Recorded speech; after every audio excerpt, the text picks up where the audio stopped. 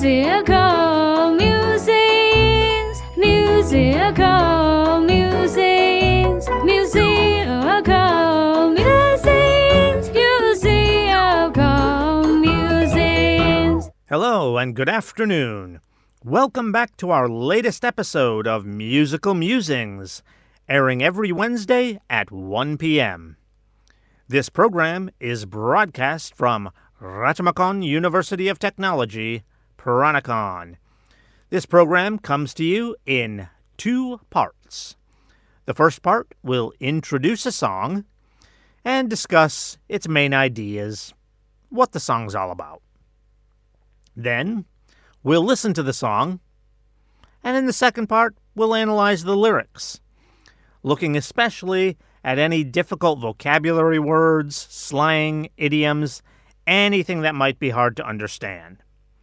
Then we'll have news and the latest updates from the university as usual. Musical musings, musical musings, musical musings, musical musings. This is Gary Gray, your host for Musical Musings.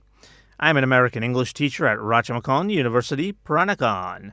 Today's episode is going to take a look at a really fun song. Well, I guess it doesn't end so well, as the person we're singing about ends up dying. But the way the song is sung is really fun. We're going to listen to the song Rasputin by Boney M. This is a very old song from the 1970s. It's pretty much in the style of disco. Many of you may be familiar with the Bee Gees. This song won't sound anything like the Bee Gees, who have that really high-pitched singing, which is called falsetto. In fact, the singer here has a rather deep voice. But the song style, the genre, is quite similar. For those that missed our first episode where I explained what genre means, it just means a category. We use it for all art forms. For example, genres of movie are drama, horror, comedy, action-adventure, etc. For music, you can think of K-pop, disco, heavy metal, rap, country, jazz, etc. The Bee Gees are generally classified as disco. Today's song, Rasputin, would also be in that category. All right, so before we get into the song, let's briefly talk about the group, Boney M. This is a very interesting group because they aren't what they appear to be. If you watch their videos on YouTube, many of which are live videos, so you can see the performers, the lead singer is not actually singing. He's lip-syncing. Actually, that used to be very common back then when you're doing a live performance that's being televised, in case there were any technical difficulties with the live performance. It was very common to lip-sync. But that's not the case here. That's not why they're doing it here. Just to do it in case there's some technical problem. No. The lead singer of Boney M isn't even singing the song in the recording. In some live videos, it does appear that the female backup singers may actually be singing, but the lead singer never is. What's so strange about this is that if you watch the videos, it looks pretty obvious. So I think everyone realized he's not singing. And yet, no one really seemed to care. They were not bothered by this. The reason I say that's strange is because usually fans would be upset by that. In fact, in the 1980s, there was a group called Milli Vanilli who was caught lip-syncing, and it was a huge controversy. It ended their careers. Yet, no one seemed to care with Boney M. My guess is because the lead performer on stage was wild and crazy. So viewers were more there to watch his performance than listen to him sing. They didn't really care that he was merely lip-syncing to all of the songs. Now, as for this song, what in the world is it about? The name is Rasputin. What is that? Rasputin is actually a name. He was Russian, and he was a man who proclaimed to be holy and be able to heal people. He was also known to be very charming and took advantage of many women. If that woman wasn't single, that would of course anger the boyfriend or husband. So Rasputin also made a lot of enemies. That made him a very interesting and complicated person. On the one hand, some people believed in his powers, and, as I said, he was quite charming, so he had a lot of people who looked up to him and followed him. He was quite popular. On the other hand, his tendency to go after many ladies made him very much hated among a lot of people as well. In fact, as you'll see in the song, there were multiple times when people tried to kill him. And in some ways, that only made his legend even stronger, because the first couple of times they tried to kill him, they failed. So here's a guy claiming to have magical powers and be a holy man, and he survives attempts to kill him, including one time where they tried to poison him. It made him seem larger than life and convinced people that his powers were real. Of course they weren't, and eventually he was killed. Anyway, that's what this song is about. Rasputin and his life. There are a lot of words and phrases in this song which may be tricky. We cover that in the second half of our program, so we've got a lot to talk about there. So let's just jump into the song right now. For those of you listening via radio or streaming, we'll get to the song in just a moment. But for those of you joining us via YouTube, copyright laws prevent us from embedding the video right here for you. So you should see a link to the song in the upper right corner of this video. So please go ahead and click on that video to listen to the song. Then, once it's done, you can click back to come back here to this video to get the second part of our program. Musical musings, musical musings, musical musings, musical musings. This song really tells a story, so there are a lot of lyrics to go over here. There is still a chorus, which is nice. That'll keep us from getting too overwhelmed. Too many lyrics might make this too difficult to go through. So thankfully, there's a little bit that repeats. That's what a chorus is. The chorus is the part of a song that repeats. So let's jump right into it. The verses are pretty long, about 8 lines each. We'll combine some of the lines as we go through this. But the first verse begins, "There lived a certain man in Russia long ago." Nothing confusing there? When they say certain man, it just means they're going to talk about someone in particular, Rasputin. The second line, "He was big and strong, and his eyes a flaming glow." Okay, what does it mean that in his eyes there was a flaming glow? It's hard to really say what they're supposed to mean by that. Obviously, there's not really a flaming glow in his eyes. But it probably just means that he had bright, blue eyes that really stood out. Line 3, "Most people look at him with terror and with fear." That mostly refers to the men, as you'll see in the next line. That next line is, "But to Moscow chicks, he was such a lovely dear." Okay, in that line, what the heck are chicks? Chicks is an old slang word for pretty women. So to the women, he was a lovely dear. We wouldn't really use that word chicks now, as it's considered a little offensive. The song continues on. He could teach the Bible like a preacher, full of ecstasy and fire. All right, this is just saying that he's like one of those really charismatic speakers when he's preaching. Charisma, or to be charismatic, means that he's speaking with a lot of energy and excitement that really brings people in. And then that first verse ends with, but he also was the kind of teacher women would desire. So here you can see that the women were attracted to him as well. That's why it was so easy for him to get any lady he wanted. Apparently they wanted him too. All right, now we come to the chorus. They say his name, Rasputin, then lover of the Russian queen, and here you can see why he's going to get into trouble. He was connecting with the queen, which is going to make the king angry eventually. The chorus continues. There was a cat that really was gone. Ooh, a couple of bits of slang in there. Cat and gone. What the heck does this mean?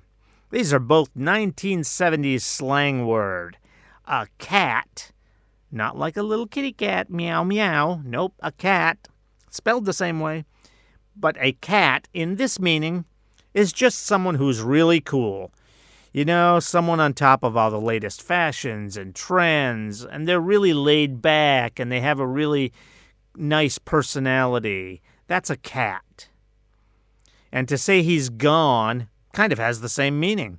It means he's really cool. He's the type of person folks are really attracted to. The chorus then repeats his name, Rasputin, and says, Russia's greatest love machine. To say someone is a love machine is just another reference to Rasputin getting all the ladies. That's what being a love machine means. And the chorus ends, it was a shame how he carried on. When we say something was a shame, it means that it was a sad thing, because if the person hadn't done it, the outcome, the end result, would have been better. So what they're saying here is that if Rasputin hadn't gone after all the ladies, including the queen, he would have survived. As you'll see at the end of the song, he does not survive. So if he didn't carry on means keep doing what you're doing. If he didn't carry on, he would have survived. All right, second verse comes in. He ruled the Russian land and never mind the Tsar. A Tsar is like a king. That's what they had in Russia. They had Russian Tsars. So this is saying Rasputin was like the ruler. It says, never mind the Tsar. Rasputin had as much power as he did. But the Kazachok he danced, really wonderbar. Oi, what in the world does that mean? What is a Kazachok? The Kazachok is just a type of Russian dance, that's all. So it says the Kazachok he danced. So when he danced that dance. And to say he did it wunderbar? Wunderbar is just a German word for wonderful. I'm guessing the songwriter was just trying to make sure it could rhyme with Tsar. Instead of saying wonderful, they said wunderbar because it rhymes with Tsar. Okay, so that's just a German word for wonderful. So in other words, he danced wonderfully. Next line, in all affairs of state, he was the one to please. All affairs of state means whatever the government is doing. So again, it's saying Rasputin is in charge. It goes on, but he was real great when he had a girl to squeeze. Nothing tricky in that line. It's again just talking about how he's good with ladies. The next two lines are, for the queen he was no wheeler-dealer, though she'd heard the things he'd done. So a wheeler-dealer, that's like, someone that maybe tries to trick you in a deal. But the queen, she doesn't really believe that. even though the queen has heard of his reputation. She still takes him seriously, and the next 2 lines will tell you why. She believed he was a holy healer who would heal her son. So the queen's son was sick, and she wanted Rasputin to cure her sick son. The chorus then comes in, and then that's followed by a spoken part. The spoken part says, "But when his drinking and lusting and his hunger for power became known to more and more people, the demands to do something about this outrageous man became louder and louder." I don't think there's much I need to explain. Maybe lusting? That's about him going after all the women. And hunger for power obviously doesn't mean actual hunger, like when you need something to eat. In English, we sometimes use the word hunger just to mean something you want. So hunger for power just means that Rasputin wants more and more power. Now we get to the 3rd and final verse. It starts, "The man's just got to go, declared his enemies. But the ladies begged, 'Don't you try to do it, please.' So the men wanted him killed. But the ladies don't want to see him get hurt." The verse continues on. "No doubt this Rasputin had lots of hidden charm. Though he was a brute, they just fell into his arms." A brute is someone mean. You can kind of imagine this. Since he's with a lot of women, he probably doesn't really care about any of them. So he just throws them aside. But because he's charming, they still want him. All right, the next lines. "Then one night, some men of higher standing set a trap. They're not to blame. 'Come to visit us,' they kept demanding. And he really came." So this is saying some high-level, powerful men asked Rasputin to come to them. It was a trap. They planned to kill him. But Rasputin didn't know this, so he showed up. We then come to the chorus, which is altered a little bit so that we can continue the story. It starts the same, "Ra, ra, Rasputin, lover of the Russian queen," but then says, "They put some poison into his wine." Okay, that's pretty clear. They tried to poison him. And again, it then goes back to the normal chorus before switching it up again. "Ra, ra, Rasputin, Russia's greatest love machine." And then they mix it up with, "He drank it all and said, 'I feel fine.'" In other words, Rasputin survived the poisoning. He felt fine. Even now, many, many years later, it's not clear how he survived. There were some stories that maybe the person that was supposed to put the poison in put fake poison in, but that idea people don't believe really anymore, so it's not really clear how he survived. And yes, it's a true story. Rasputin was real, and they did poison his wine. Or supposedly poisoned it. Again, maybe it wasn't really poisoned. We don't know. But it had no effect on him. Was he too strong? Did they not use enough poison? Did they use the wrong thing and not actually poison him? No one knows. But he survived, and it made him seem even stronger, like he could not be killed. Okay, finally, we get a similar repeat of the chorus where they change it up a little bit in order to finish the story. So we start the same. "Ra, ra, Rasputin, lover of the Russian queen." But then it continues, "They didn't quit, they wanted his head."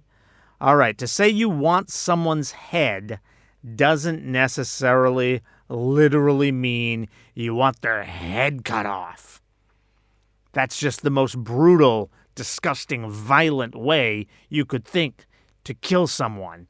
So this Western phrase really just means you want the person killed. You're just exaggerating to really emphasize your point. In fact, a lot of times we don't even use it for when we want someone killed. We maybe want them fired at their job, or you want to see them really get beaten badly in a sporting event. You'll say, really, I want his head. We just exaggerate to emphasize the point. So the men who tried to kill him in the previous chorus are still going to keep trying. But again, they don't really want his head. They're just going to keep trying to kill him. All right, the modified chorus then finishes up with, again, we start the same, Ra Ra Ra Rasputin, Russia's greatest love machine. But then they finish it with, and so they shot him until he was dead. So, finally, here's the end of the story. The men finally killed Rasputin. Again, remember, this is actually a true story.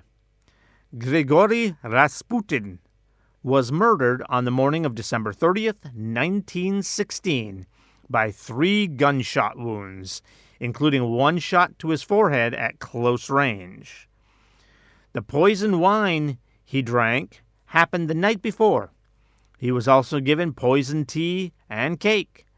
So the man who tried to poison him, Felix Yusupov, who was the husband of a princess, was quite shocked that Rasputin didn't even get sick from the poison.